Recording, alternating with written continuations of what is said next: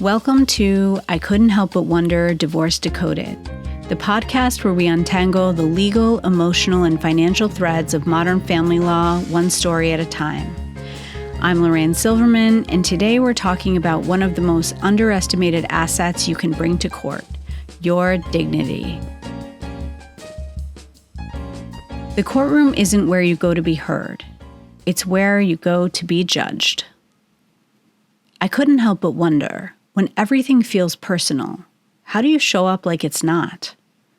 Because dignity in the courtroom doesn't mean silence. It means strategy. It means strength without spectacle. It often makes the difference between being dismissed and being believed. The story. The COO and the cross-exam. Morgan was a COO of a boutique investment firm. She was composed, analytical, not easily rattled. But during her divorce, she was called to testify, and her ex's attorney came at her hard. Personal details, parenting critiques, subtle digs about her time commitments.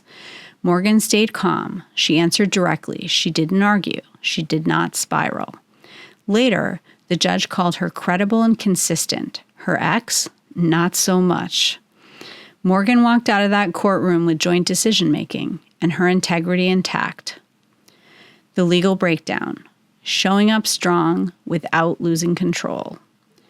Whether you're testifying, sitting silently, or just showing up, you're being evaluated the moment you walk in. Here's how to show up with courtroom dignity. Speak to the judge, not your ex. Even when they say something outrageous, especially then. Don't over-explain or defend everything. Answer what's asked, breathe, let silence be your ally. No eye rolls, scoffs, or side whispers. You are always on the record, even when you're not speaking. Don't make faces when the other party speaks. Even a tiny smirk or head shake can read as disrespectful. Judges often comment on body language in their written decisions, and it can completely overshadow the rest of your case. Regulate your emotions, especially if your ex doesn't. The more composed you are, the more erratic they look by contrast. Avoid the performance persona, crying at perfectly timed moments, being overly rehearsed, or giving long-winded narrative answers to simple questions may make the judge question your authenticity. Sincerity over theater, always. Keep your tone calm, even under cross-examination. If opposing counsel tries to rattle you, don't take the bait. Short, direct, confident answers are far more effective than defensiveness. Show up early, not just on time.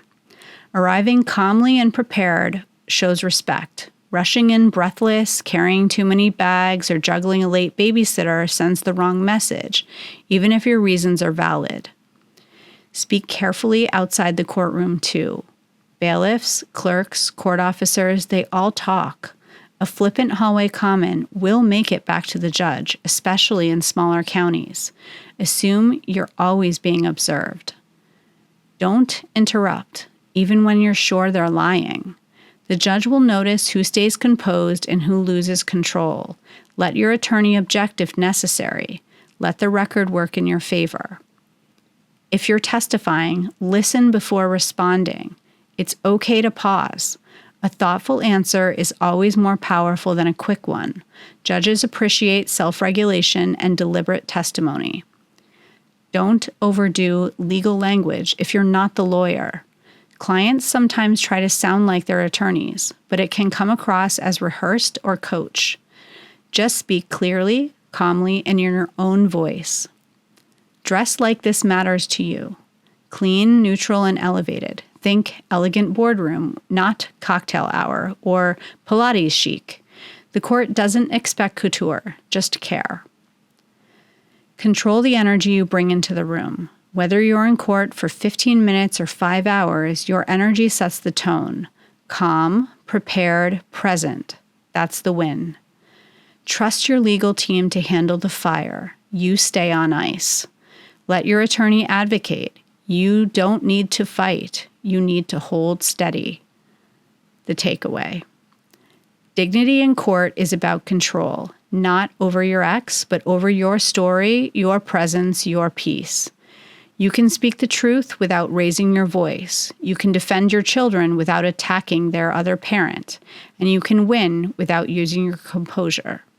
Because what the judge remembers isn't just what you said, it's how you carried yourself when it mattered. It's also about excellent legal advice, so make sure you get some.